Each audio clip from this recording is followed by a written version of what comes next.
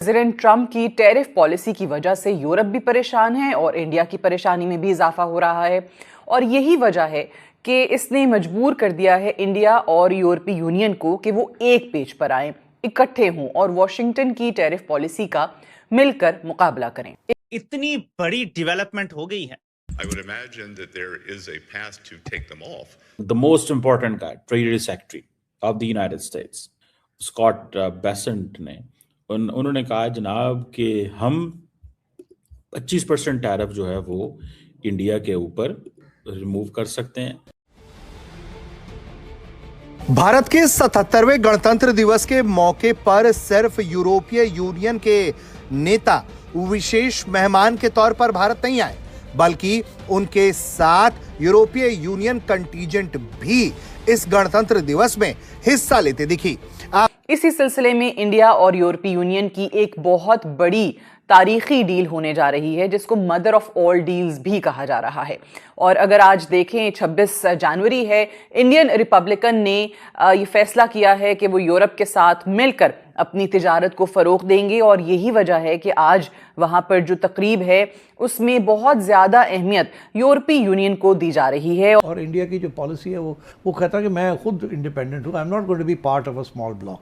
आप लोगों ने आना है तो एक ब्लॉक बन के मेरे साथ आए, मगर मैं नहीं आपके साथ जाना। जैसे जैसे यूरोपियन यूनियन इंडिया के करीब आ रही है तो वो समझ रहे हैं कि अब हमें भी इंडिया की मार्केट का फ़ायदा उठा लेना चाहिए इससे पहले कि इट्स टू लेट और हमारी जो प्रेशर है वो काम ना करे। कुछ भी नहीं बच गया, कुछ भी नहीं। यस, हम सरेआम बिक गए।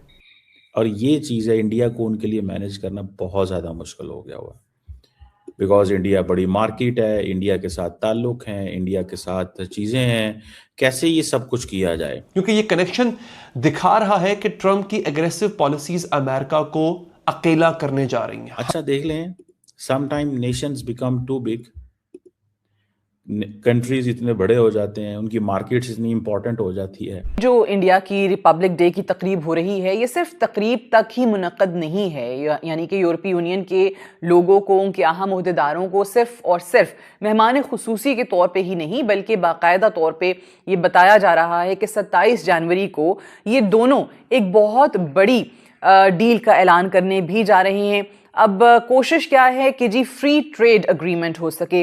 अब फ्री ट्रेड अग्रीमेंट में यूरोप, जो कि ऑब्वियसली ग्रीनलैंड की वजह से भी बहुत ज़्यादा दबाव का शिकार है, और साथ उनकी जो टैरिफ पॉलिसी है प्रेसिडेंट ट्रंप की, वो यूरोपीय इंडस्ट्री को बहुत ज़्यादा मुतासिर कर रही हैं। दोस्तों लगता ये है कि जैसे जैसे यूरोपियन यूनियन इंडिया के करीब आ रही है, अमेरिकन ये समझते हैं कि वो जो प्रेशर डाल रहे थे इंडिया के ऊपर शायद वो काम करे या ना कर रही, तो वो समझ रहे हैं कि अब हमें भी इंडिया की मार्केट का फ़ायदा उठा लेना चाहिए इससे पहले कि इट्स टू लेट और हमारी जो प्रेशर है वो काम ना करे, ऐसे लगता है मुझे।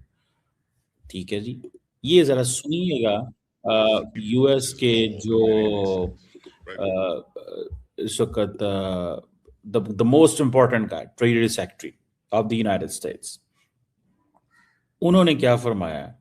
स्कॉट बेसेंट ने उन्होंने कहा जनाब कि हम 25% टैरिफ जो है वो इंडिया के ऊपर रिमूव कर सकते हैं, क्योंकि हमें जो डिज़ायर्ड रिजल्ट थे वो मिल गए हैं। एक बात हो गई। दूसरी बात ये हो गई, वो कह रहे हैं कि हमें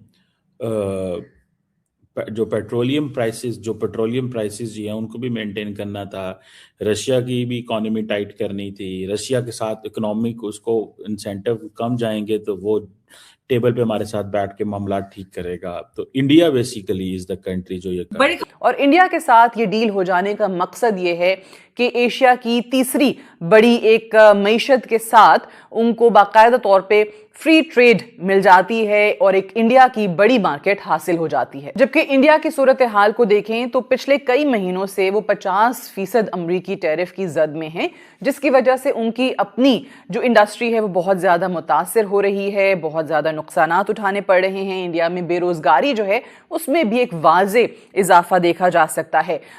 इतना ही नहीं, जो यूरोपीय कमीशन की सदर उर्सुला वॉन डेर लियन, उन्होंने इंडिया पहुंचने से पहले ही कुछ रोज़ पहले हम देख रहे हैं जो वर्ल्ड इकोनॉमिक फोरम हुआ था स्विट्जरलैंड के शहर डेवोस में, वहां पर उन्होंने खिताब के दौरान ये ऐलान कर दिया था कि यूरोपीय यूनियन ब्लॉक और इंडिया मिलकर 200 बिलियन लोगों का एक फ्री ट्रेड मुआहिदा करने जा रहे हैं, जो कि दुनिया की अगर आप कुल जीडीपी का देखें तो 1/4 हिस्सा बनता है। इस वक्त जो यूरोप और इंडिया के दरमियान ट्रेड हो रही है, अगर आप उसके स्टैटिस्टिक्स को देखें तो गुज़श्ता बरस इंडिया ने यूरोपीय यूनियन को 76 यानी कि $76 बिलियन की एक्सपोर्ट्स की थी, जबकि इंडियन जो इंपोर्ट्स हैं उनका कुल वॉल्यूम $61 बिलियन था। और इंडिया से यूरोप को होने वाली ट्रेड कुल इंडियन ट्रेड का 11% बनती है। अच्छा, अब दोस्तों, आज रिपब्लिक डे के दिन ईयू की चीफ उर्सुला वॉन और यूरोपियन काउंसिल के प्रेसिडेंट एंटोनियो कोस्टा को भारत में देख अमेरिका के प्रेसिडेंट डोनाल्ड ट्रंप खासे परेशान हो गए। इसके अलावा आज 26 जनवरी को कनाडा ने भी अपनी फॉरेन मिनिस्टर अनीता आनंद को भारत भेजा और उन्होंने आज ही डॉक्टर एस जयशंकर से ट्रेड डील पर बात की। इसे देखते हुए डोनाल्ड ट्रंप अपने कैबिनेट के संसदीय सदस्यों को तुरंत भारत भेजा ताकि ईयू और कनाडा से पहले भारत और अमेरिका के ट्रेड डील साइन हो जाए। अमेरिका के फाइनेंस मिनिस्टर स्कॉट बेसर ने प्रेसिडेंट ट्रंप की ओर से भारत पर लगाए गए 50% टैरिफ को कम करने को लेकर बड़ा बयान दिया है। स्कॉट बेसर ने संकेत दिया है कि अमेरिकी प्रशासन ने भारत पर लगाए गए 50% टैरिफ में से आधे को वापस लेने पर विचार कर सकता है। अमेरिकी न्यूज आउटलेट पॉलिटिको को दिए गए एक इंटरव्यू में वित्त मंत्री स्कॉट बेसर ने बात कही है। अब पाकिस्तान मीडिया चर्चा कर रहा है कि देखो, डोनाल्ड ट्रंप को भारत के आगे झुकना ही पड़ा। दोनों के दरमियान कौन कौन सी ऐसी मसनूआत हैं जिसकी ट्रेड पे ज़्यादा फोकस किया जा रहा है। इंडियन पर्सपेक्टिव को देखें तो इंडिया ये चाहता है कि उनकी जो टेक्सटाइल इंडस्ट्री है या जो उनका टेक्सटाइल सेक्टर है उसको ज़्यादा एक्सेस मिले, रसाई मिले यूरोपीय यूनियन के अंदर, उनकी मार्केट के अंदर। फिर जो इंडियन फार्मास्यूटिकल इंडस्ट्री है उसको ग्रो करने का मौका मिले यूरोप के अंदर, और जो इंडियन लेबर है उसको भी तरक्की करने के लिए तमाम अपॉर्चुनिटीज़ यूरोप के अंदर मैसर हों। इंडिया जो है वो इस वक्त यूरोपीय मार्केट को अमरीकी मार्केट के एक मुतबादिल के तौर पे देख रहा है।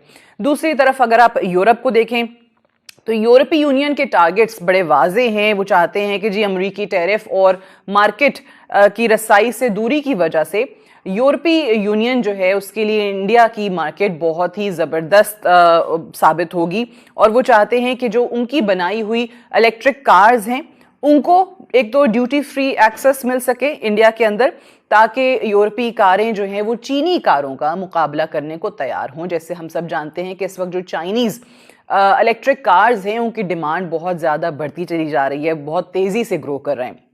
दूसरी अहम जो तरजीह है इनकी वो यूरोप की अल्कोहल इंडस्ट्री है। अल्कोहल इंडस्ट्री की इंडिया में इस वक्त रसाई दिलवाना भी उनके अहम अहदाफ में शामिल है। इस वक्त इंडियन हुकूमत यूरोपीय गाड़ियों पर और अल्कोहल पर 100 से 150% टैरिफ लगाती है, और ये फ्री ट्रेड एग्रीमेंट अगर हो जाता है तो obviously zero duty, zero tariff, तो उसके बाद यूरोप को अपने लिए इन प्रोडक्ट्स के लिए एक बहुत ही बड़ी मार्केट मिल जाएगी इंडिया। सवाल ये पैदा होता है कि क्या इंडिया और यूरोपीय यूनियन का ये जो एग्रीमेंट है, फ्री ट्रेड एग्रीमेंट, ये इतनी आसानी से हो जाएगा? प्रेसिडेंट ट्रंप इसको इतनी आसानी से एक्सेप्ट करने को तैयार होंगे? तो इसका जवाब है नहीं। वो हर मुमकिन कोशिश करेंगे कि इसको डिरेल किया जाए, हर मुमकिन कोशिश होगी कि इस मुआहदे को करने की सज़ा दी जाए यूरोपीय यूनियन को भी और इंडिया को भी।